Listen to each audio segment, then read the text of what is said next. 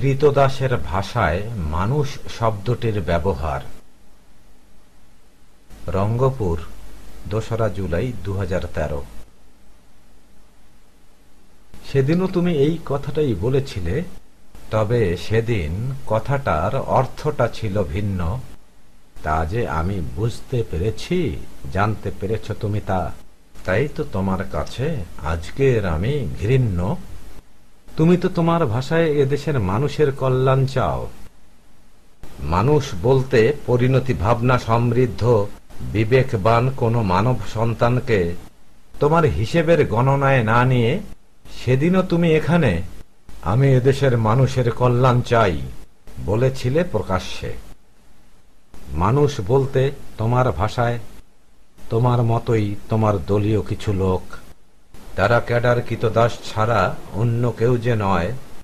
মানুষ বলতে তুমি যে কেবল তোমার দলগণকেই বোঝাও, তা যে আমি বুঝতে পেরেছি, জানতে পেরেছ তুমি তা, তাই তো তোমার কাছে আজকের আমি ঘৃণ্য।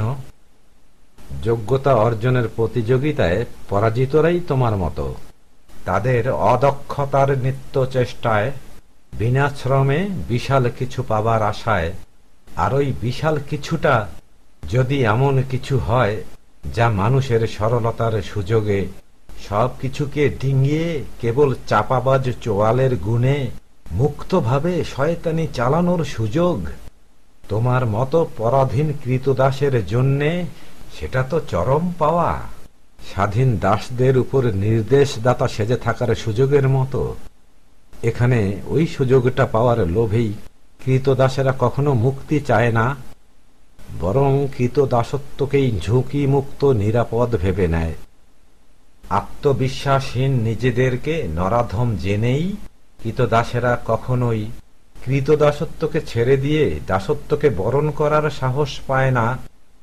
মানুষের মতো সসম্মানে দায়বদ্ধতার দাসত্বের দক্ষতা অর্জনের চেষ্টা চালানোতে ক্রীতদাসেরা নিজেদেরকে অযোগ্য জেনে মানুষের সাথে প্রতিযোগিতায় যায় না।